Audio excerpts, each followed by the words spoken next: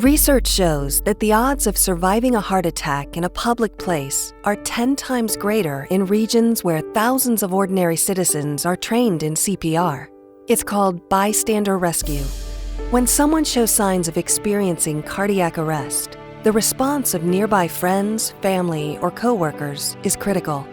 The effective use of CPR doubles or triples one's chances of surviving a heart attack. Like CPR, QPR is an emergency intervention for someone experiencing a life-threatening crisis. QPR is easy to learn and easy to remember, but it takes courage to overcome our fears about reaching out to help someone who may be considering suicide. Research also shows that where QPR is widely taught, suicide attempts and deaths decrease.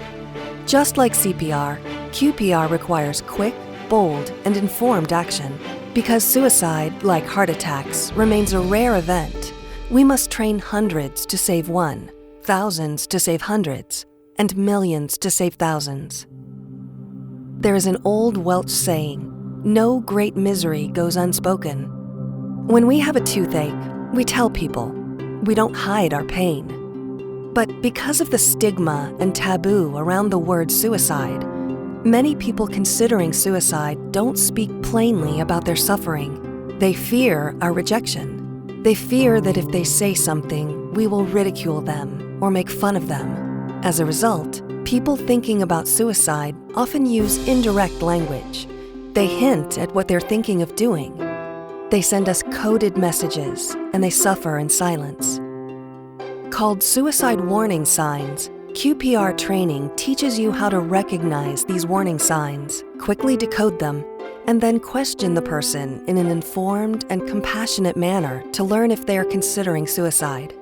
Just as talking about physical pain helps diminish it, talking about suicide with someone willing and able to listen reduces psychological pain almost immediately. Trained QPR gatekeepers are merchants of hope, and hope helps prevent suicide. Millions of people have now been trained in QPR. Rigorous independent research studies support QPR as effective, and thousands of personal stories assure us that QPR is saving lives. When you use QPR, not everyone will be suicidal. Some people are simply stressed to the breaking point, but they still need help you can give.